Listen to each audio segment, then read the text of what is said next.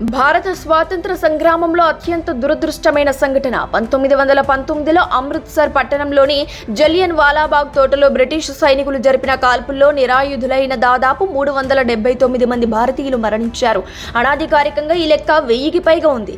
America దేశ మూడో అధ్యక్షుడు థామస్ జెఫర్సన్ 1743 వర్జీనియాలో జన్మించారు. ప్రసిద్ధ కవి రచయిత సీమస్ హీనీ 1939 ఐర్లాండ్లోని కౌంట్ డెస్ట్రీలో జన్మించారు. ఉమ్మడి ఆంధ్రప్రదేశ్ అసెంబ్లీ మాజీ స్పీకర్ దుద్దిల్ల శ్రీపాదరావు 1999 మహదేవపూర్ మండలం అన్నారం వద్ద నక్సలైట్ల కాల్పుల్లో మరణించారు. ప్రముఖ నాదస్వర విద్వాంసులు షేక్ చినా మౌలానా 1999 తమిళనాడులోని శ్రీరంగంలో కన్నుమూశారు. తెలుగు సినీ నటుడు రంగస్థల కళాకారుడు ధూళిపాల సీతారామ శాస్త్రి 2007 గుంటూరులో మరణించారు. తెలుగు నవల కథా రచయిత్రి వాసిరెడ్డి సీతాదేవి 2007లో మరణించారు.